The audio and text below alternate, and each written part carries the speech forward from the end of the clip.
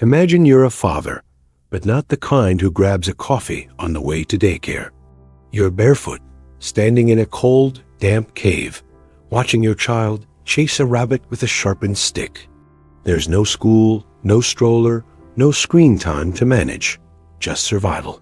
And yet, that little cave kid, he's thriving, strong, fearless, connected to his tribe. So, what did caveman dads know about parenting that we've forgotten today? Could it be that our modern ways, our sanitized, overprotected childhoods, are making kids weaker, not stronger? This isn't about ditching everything for the Stone Age. It's about rediscovering the lost blueprint for raising resilient, confident kids. And trust me, it's not what your parenting book says.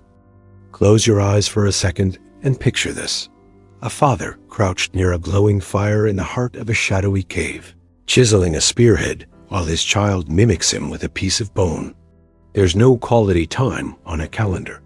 Every moment is life. Every moment is a lesson. In today's world, fatherhood often gets boxed into either a distant provider or a goofy sidekick. But the truth buried in our evolutionary past tells a different story. Caveman dads were nothing like the clumsy caricatures we imagine. They were teachers, protectors, guides, not just biologically, but spiritually and socially. We often give mothers the spotlight in ancient parenting, and that's fair. They were central. But the role of the father was more layered than we think. In early hunter-gatherer tribes, men didn't disappear into the wilderness and come back days later with meat and silence. They worked closely with their children, showing them how to track, to observe, to move quietly, to respect nature. A dad's role wasn't just physical, it was deeply emotional, even if they didn't express it with hugs and bedtime stories. Lessons were built into the rhythm of daily life. Storytelling by the fire became history class. Hunting practice became strength training. Climbing trees taught risk management before we ever had a name for it. And what's wild is, this wasn't just about survival. It was about belonging. From a young age, kids were expected to contribute. A 5-year-old might help carry firewood. A 7-year-old could start learning how to identify animal tracks. These weren't chores slapped on with rewards. This was identity. It gave kids a deep sense of value, like, I matter here. I'm needed. How many kids today feel that? Modern dads often struggle to find their role between discipline and fun, but ancient dads didn't have that confusion. Their value was crystal clear. Raise the next generation to outlive you, to outhunt you, to outsurvive you. And because the stakes were so high, fatherhood wasn't optional. It was sacred. Now imagine that same father, years later, watching his child become a skilled tracker. Not because of lectures, but because of modeling. That's how caveman parenting worked. Kids learned by imitation. They followed, copied, mimicked, and they were given the freedom to do so.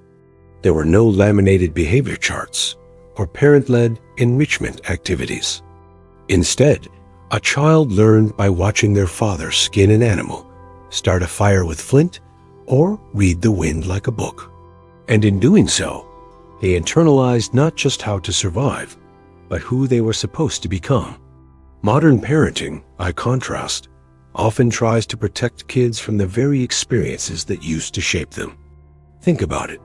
We bubble wrap our children, hover over them, schedule their every hour, all in the name of safety and success. But in doing that, we've robbed them of something vital. In the ancient world, failure wasn't avoided. It was expected. A child would miss a throw, fall while climbing, get stung by bees, and through that, they'd grow stronger. They didn't need self-esteem workshops. Their confidence was earned in the wild, moment by moment. And those moments weren't isolated. Caveman fatherhood happened in a rich web of community. Tribal societies operated on what anthropologists call alloparenting. Basically, everyone helps raise the kids. But the father held a special place. He wasn't just an authority figure. He was a mentor. He taught not just skills, but stories. Ancient dads were keepers of myth, passing down tales that explained the world, connected generations, and gave a child a sense of place in something bigger than themselves. That is something we've had deeply lost. The idea that parenting isn't just about keeping your kid alive or making sure they ace their exams. It's about grounding them in meaning. Caveman dads didn't hand out gold stars. They handed out identity through challenge, through trust, and through presence. Not perfect, not polished, but real. So let's fast forward to the final test, the transition from child to adult.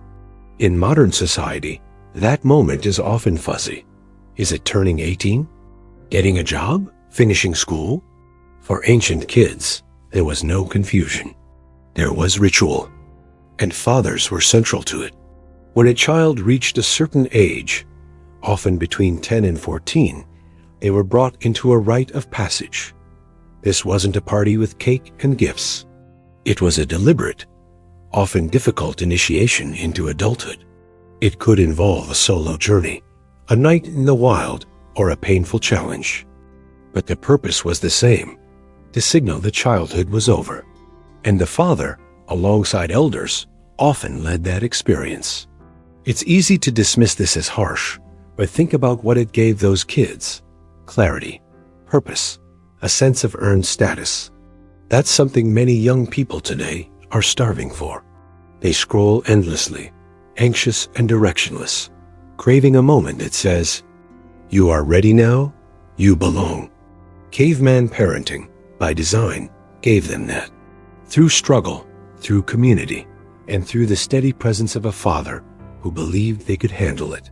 Even more powerful, these dads didn't just throw their kids into the deep end. They prepared them for it. Years of hands-on learning, shared silence, tough love, and simple presence led up to that transition. And afterward, the child wasn't treated like a helpless minor anymore. They were expected to contribute, to make decisions, to carry weight. And the father stepped back, not because he cared less, but because his job had evolved from guardian to equal. In the end, caveman dads weren't perfect. They were human, flawed, fierce, probably sometimes impatient. But they understood something we've forgotten. Kids don't need a curated childhood. They need challenge. They need purpose. And they need a father who's in it, not always in control, not always emotional, but always present. That's the ancient model. And maybe it's exactly what modern kids are still wired to need. Picture a 4-year-old today, strapped into a car seat, holding an iPad, sipping juice from a spill-proof cup. Now picture a 4-year-old 20,000 years ago, barefoot, covered in dirt, balancing on a fallen log over a river. Both are kids, curious, energetic, full of potential. But one of them is learning through danger, through sensation, through failure. The other, he's likely learning passivity. That's not judgment, it's observation. Caveman kids weren't raised to be safe. They were raised to be ready. And everything about their upbringing was designed to build resilience, physically, mentally, emotionally. Start with play. For ancient kids, play wasn't a luxury. It was survival prep. They chased animals, wrestled, climbed trees, mimicked adult tasks with stones and sticks. No one told them how to play or what the learning objectives were. And yet, through that play, they were building spatial awareness, social skills, and even emotional regulation. Today, we often take play and box it into safe zones. Rubber mats, plastic toys, adult supervision at every second. But studies have shown that unstructured, risky play actually leads to more confident and capable kids. It helps them manage fear, test their own limits, and build the kind of self-trust you can't teach in a classroom. And let's not forget the physical environment. Caveman kids were exposed to the elements: sun, rain, cold, heat. They walked miles. They carried things. They fell. Their senses were constantly stimulated by nature. The crunch of leaves underfoot, the smell of smoke, the howl of an animal in the distance. All of this tuned their nervous systems to be alert, but not anxious.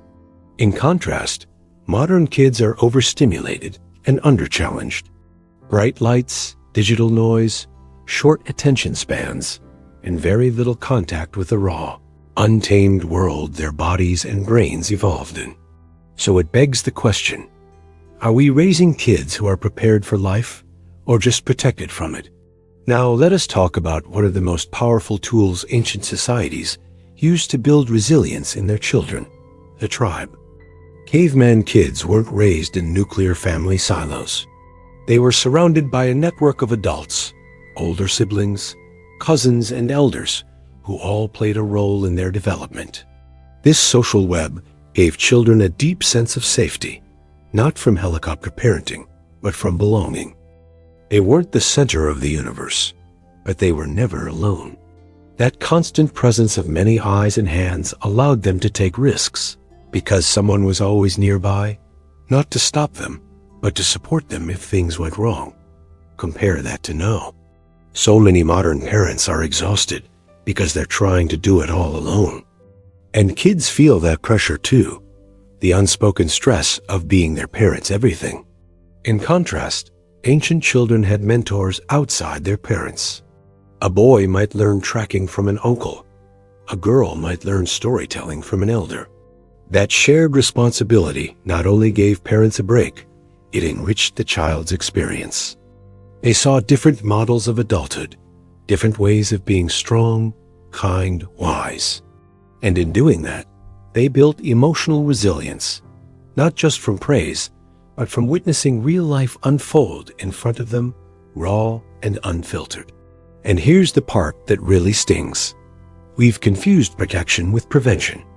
In trying to shield kids from pain, boredom, discomfort, we've accidentally weakened the very muscles they need to face real life.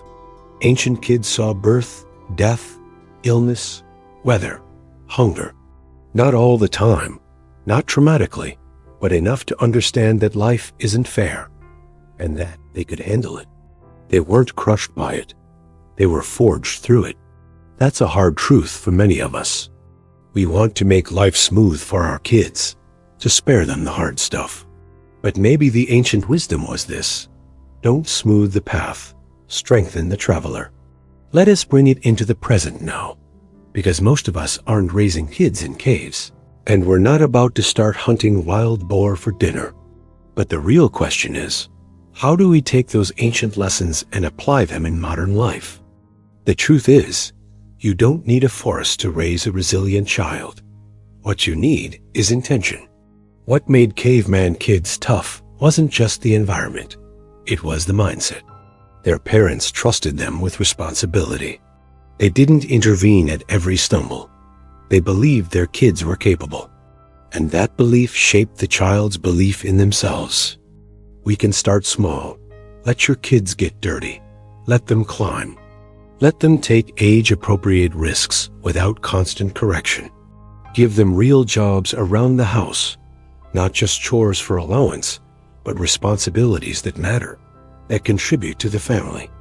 Ask for their help, not to keep them busy, but to show them they're part of something bigger. When they're scared or frustrated, don't rush to fix it. Sit with them. Let them wrestle with it a little. That's where grit gets built, in the moments we don't rescue them. And maybe most importantly, bring back the stories. Tell them about your life, about your struggles, about your fears when you were their age. Tell them the family story, the triumphs and the mess-ups. Let them know they're part of a legacy, not just a GPA. Kids are hungry for meaning. They want to know who they are. And they don't get that from trophies. They get it from belonging. So no, you don't need to trade your home for a hut. But you can raise a child with the same fire in their belly that ancient kids had, by giving them space to fail, to grow, to rise, by trusting their strength before they've proven it, and by showing up, not as a perfect parent, but as a present one. That's caveman parenting in a modern world. Not primitive, but profound. So maybe we've been looking at progress the wrong way. Maybe the future of parenting isn't found in the latest app, the perfect routine, or the top-rated parenting book. Maybe it's buried in the past, in the ashes of an old fire, where a father once knelt beside his child, not to shelter them from the wild, but to show them how to walk through it. Caveman parenting wasn't about being tough for the sake of toughness. It was about preparing kids to thrive in a world that didn't hand them comfort. And in many ways, neither does ours. Today's world might be safer in some ways, but it's also more confusing, more isolated, more emotionally demanding than ever before. Kids don't just need love. They need roots. They need grit. They need a sense that their struggle has meaning.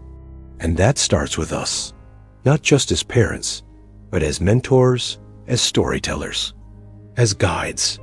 You don't have to be perfect. You just have to be present, willing to step back when they need space, willing to step in when they need strength. That is how you raise a kid who can stand on their own 2 feet in any century. So now it's your turn. Look at your own parenting, or even the way you were raised. What parts felt like survival? What parts felt like connection? What would it look like to blend ancient wisdom with modern love in your own family? Let's start that conversation. Drop a comment, share a memory, or tag someone who needs to hear this. And hey, if you want more content that explores deep human truths through unexpected angles, hit that subscribe button and stick around. The past still has plenty to teach us, especially when it comes to raising the future.